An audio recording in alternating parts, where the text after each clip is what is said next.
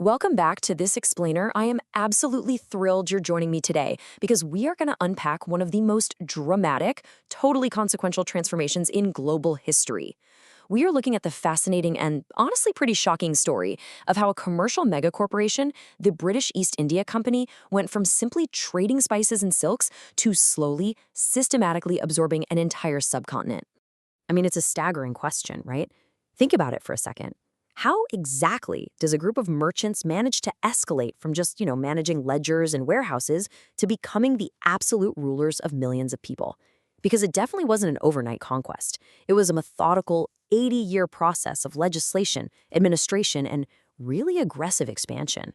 All right, so here is our roadmap for today. We'll be covering 1. From traders to rulers, 2. The push for centralization, 3. Expansion and annexation tactics, 4. Reforms, railways, and education, and finally, 5. Rebellion and the crown. Let's dive right in. Section 1. From traders to rulers, the corporate bailout and early parliamentary regulation. Okay, let's set the scene.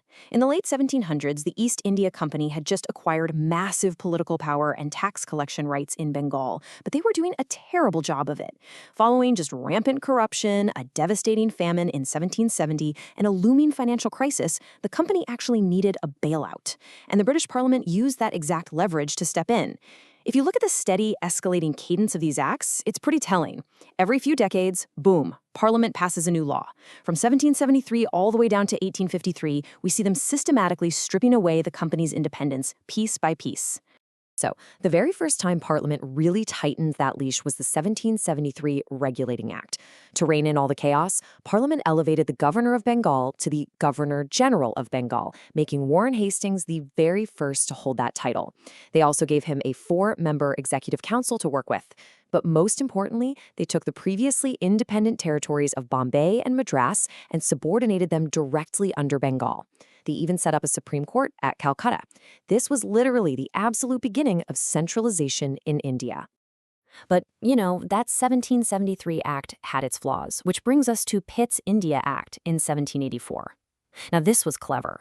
This act brilliantly created a dual system that totally separated business from politics. The court of directors was left alone to handle all the commercial trading and the profits, while a brand new board of control was created specifically to handle political matters. This right here was the exact moment the British Crown gained indirect but very firm supervision over the company's empire building. Moving on to Section 2, the push for centralization, stripping away commercial powers for absolute control. Once Parliament got its foot in the door, they just kept pushing. Subsequent charter acts systematically eroded the East India Company's independence entirely, funneling all that meaningful authority directly toward the Governor-General in Bengal.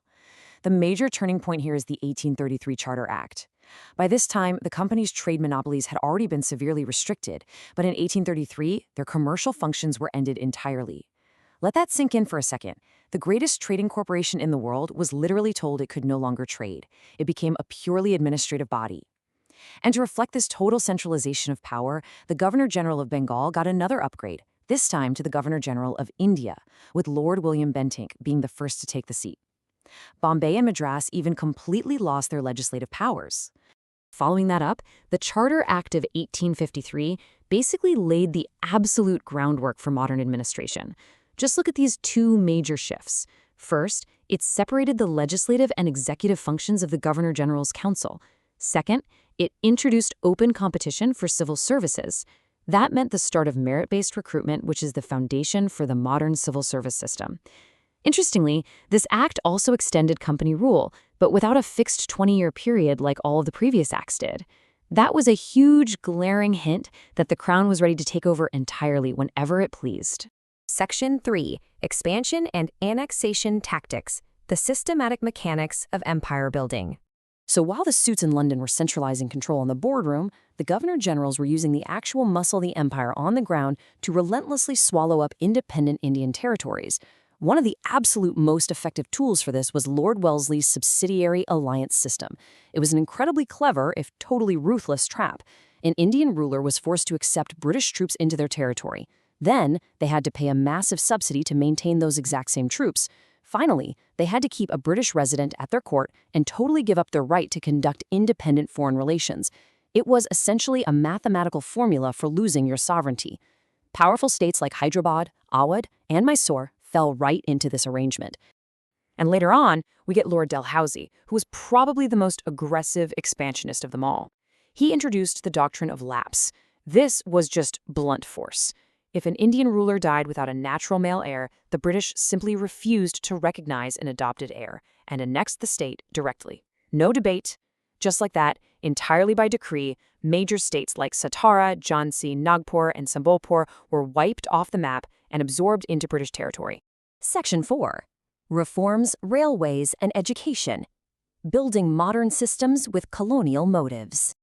Now, alongside all that aggressive expansion, we see a fascinating contradiction in social reforms. The British started introducing massive physical infrastructure and educational changes that drastically, permanently altered Indian society, all designed, obviously, to better administer their massively growing colony. Let me share a really surprising fact with you. 1 lakh rupees. That was the exact annual budget allocated by the Charter Act of 1813 specifically for education. Now, I know that might sound incredibly small to us today, but historically, this is massive. It marks the very first time the state became officially involved in funding education in India, and that investment perfectly kicks off the wider web of reforms that followed. Let's look at the social changes first. Lord William Bentinck championed some really major shifts, famously abolishing the practice of sati in 1829, which was heavily influenced by local reformers like Raja Rammohun Roy, by the way, and he also suppressed thuggee. Then came the infrastructure. Lord Dalhousie essentially laid the physical foundation of modern India. He oversaw the very first passenger railway from Bombay to Thane in 1853, brought in the telegraph, and set up the modern postal system. And finally, education was drastically reshaped, moving heavily toward English mediums with the Macaulay Minute in 1835, which was later codified by Wood's Dispatch in 1854, a document so important it's often called the Magna Carta of English education in India. Which brings us to Section 5, Rebellion and the Crown, the breaking point of rapid colonial expansion.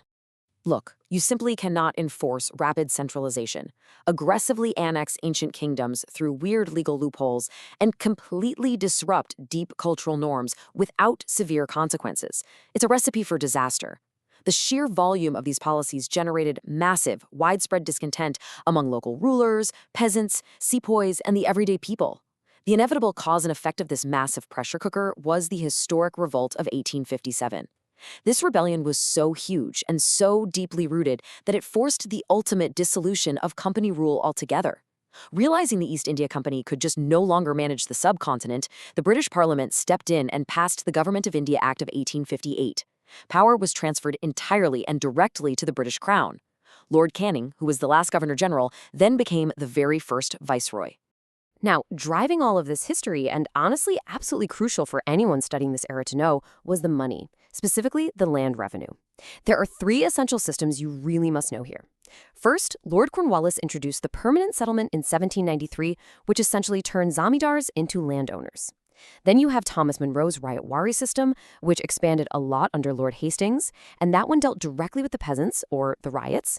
Finally, Holt Mackenzie introduced the Mahalwari system, which established tax settlements at the village level. Make no mistake, these systems right here were the true economic engines of the entire colonial state.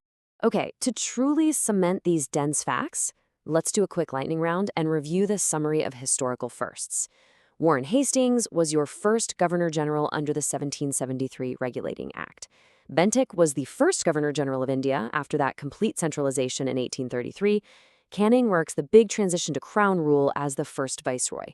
Cornwallis is widely remembered as the father of civil services, thanks to his 1793 code, and 1853 is your absolute golden year for the very first railway. So that leaves us with a really profound and kind of heavy question to consider. The British undoubtedly established the firm administrative, physical, and constitutional foundations of a modern state. But as the history so clearly shows, it generated such fierce, undeniable discontent that it culminated in a massive rebellion and the complete end of the company itself. Looking at this balance sheet of history, were these modern foundational systems actually worth the extraordinary human cost of total colonial subjugation? I'll leave you to explore that complexity for yourselves. Thanks so much for joining me on this explainer. Keep asking those great questions, and